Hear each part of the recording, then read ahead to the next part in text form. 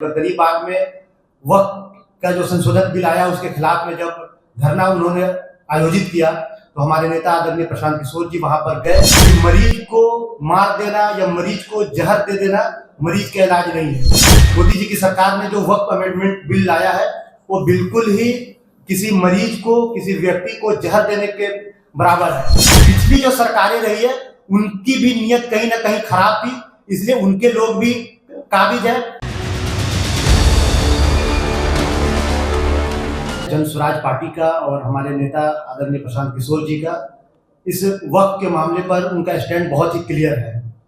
उनका आप लगातार इंटरव्यू भी कर रहे हैं, आप मीडिया के माध्यम से भी उनको सुन रहे हैं और आपने देखा होगा कि जब जमीयत उलमा हिंद, इमारत शरिया और मुस्लिम पर्सनल लॉ बोर्ड के अलावा और भी बहुत सारी मुस्लिम तंजीमों ने जब गदरी बाग में वक्फ का जो संशोधन बिल आया उसके खिलाफ में जब धरना उन्होंने आयोजित किया तो हमारे नेता आदरणीय प्रशांत किशोर जी वहां पर गए और उन्होंने समर्थन दिया।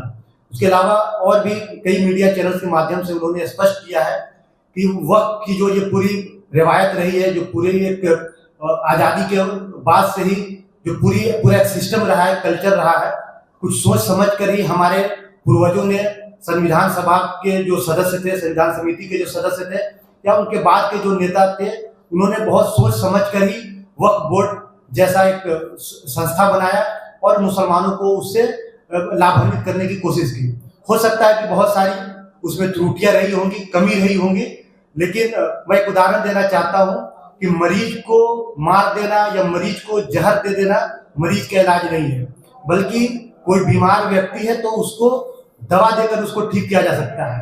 लेकिन अभी वर्तमान में इंडिया गवर्नमेंट ने, मोदी जी के नेतृत्व में, मोदी जी की सरकार ने जो वक्फ अमेंडमेंट बिल लाया है वो बिल्कुल ही किसी मरीज को, किसी व्यक्ति को जहर देने के बराबर है। अगर सरकार की मंशा अगर इस वक्फ को सुधारने की थी, वक्फ बोर्ड में जो लूट खसोट है उसको अगर ठीक करने की थी तो और भी बेहतर विकल्प हो सकते थे।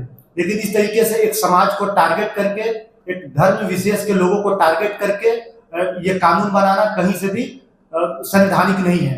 रही बात दूसरे दलों की, जनता दल यूनाइटेड जो यहाँ पर सत्ताधारी पार्टी है, अगर आप इसके इतिहास को देखेंगे तो इनके जितने भी बड़े नेता हैं सभी ने किसी न किसी तरीके से वक्फ की जमीन को लूट कर रखा है। उनकी पार्टी के मुस्लिम एमएलए जो तो है नहीं, मुस्लिम जो एमएलसीज हैं उनके या उनके पार्टी के बड़े नेता हैं, सभी ने वक्फ की जमीन को किसी न किसी तरह से बंदरबाट करके रखा है।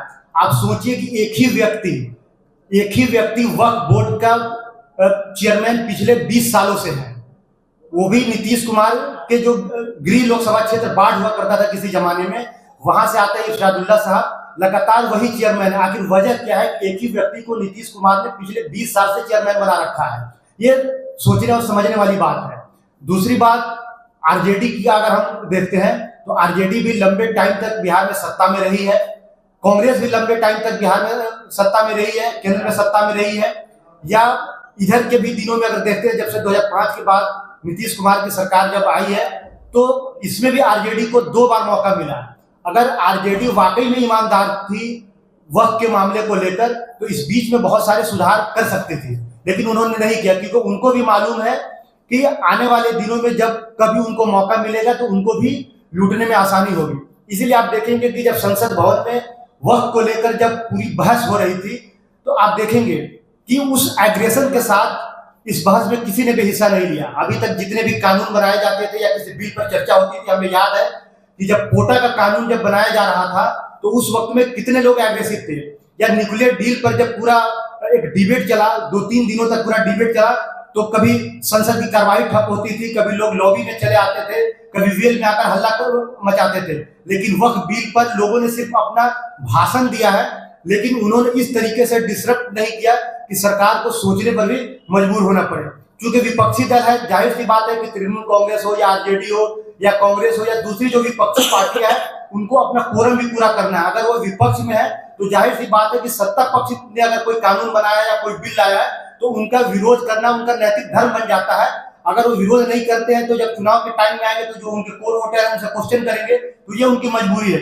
लेकिन मनसा अगर देखेंगे तो मनसा उनका साफ नहीं दिखता है, क्योंकि उन्हें पता है कि आने वाले दिनों में मौका मिलेगा तो वो भी जमीन को बंदरबाट करेंगे। मोतिहारी का रहने वाला हूँ, मोतिहारी में ऐसे कई मामले हैं। हमको लगता है कि सुन्नी वक्फ बोर्ड का कई ऐसा जमीन है जिसको आज तक ट्रेस नहीं किया गया। डेटा में है अवेलेबल हो, लेकिन वो जमीन कहाँ पर है किसी को पता नहीं, पिछले 25, 30, 40 सालों में पता नहीं है। तो पिछली जो सरकारें रही है उनकी भी नीयत कहीं ना कहीं खराब थी, इसलिए उनके लोग भी काबिज है। साउथ बिहार में अगर कब्रिस्तानों को अगर आप देखने जाएंगे, जो पुराने कब्रिस्तान है, आप पता कीजिए कि उन कब्रिस्तानों पर कब्जा किसका है। न मुसलमानों के हाथ में है वो, न सरकार के हाथ में हो, किनके हाथों में है। ये सब चीजें पहले से भी होती आई है और अभी भी हो रही है। जनसुराज का बहुत स्पष्ट मानना है कि इस बिल में बहुत सारे सुधार किए जाने हैं, जो संशोधन बिल लाया गया है। तो मैं आपके माध्यम से केंद्र सरकार से और राष्ट्रपति जी से और सुप्रीम कोर्ट से सबसे मैं ये अपील करना चाहता हूं कि जो कुछ मुसलमानों की जो तंजीमें हैं, जो ऑर्गेनाइजेशन है, उनके जो क्वेश्चंस है, उनके जो अमेंडमेंट है, उनको भी माना जाए। क्योंकि जब बहस चल रहा था, उस बहस में विपक्षी दलों की तरफ से बहुत सारे अमेंडमेंट सुझाए गए थे, लेकिन उन अमेंडमेंट्स को भी नहीं माना गया, या जेपीसी की तरफ से जो अमेंडमेंट सुझाए गए थे उनको भी नहीं माना गया। तो सत्ता पक्ष को इतना भी निरंकुश नहीं होना चाहिए, उनको मुसलमानों का गुड फेथ हासिल करना चाहिए, मुसलमान तंजीमों से बैठकर बातचीत करनी चाहिए, उनके बुद्धिजीवियों से बैठकर बातचीत करनी चाहिए, तब चलकर वक्फ अमेंडमेंट बिल में आगे जो है ना सरकार इसको लेकर चले। इससे ये होगा कि जो यहाँ पर मुसलमान है, हिंदू है, बौद्ध है, सिख है, ईसाई है, आपस में एक समन्वय बनेगा, एक भाईचारा बनी रहेगी, और जो हमारी सैकड़ों हजारों साल की जो तहजीब रही है, संस्कृति रही है, उसको भी ताकत मिलेगी। इन्हीं चंद बातों के साथ मैं अपनी बात खत्म करता हूँ। अगर आपके कोई सवाल हो तो हम लोग उसका जवाब देने की कोशिश करेंगे। बहुत बहुत धन्यवाद। सर, वक्त में कम से कम 9 नए कानून जोड़े गए हैं, कौन से आपको कानून? देखिए, कानून पता है ना आपको जो जोड़े? बिल्कुल बिल्कुल। कौन से? देखिए, इसमें जो सबसे प्रॉब्लम वाली चीज है उसमें यह है कि ये जो वक्फ होता है, वक्फ का मतलब ही होता है कि ऐसी जमीन जो कि ईश्वर के लिए, भगवान के लिए, अल्लाह के नाम पर जो है उसको डोनेट कर दिया गया।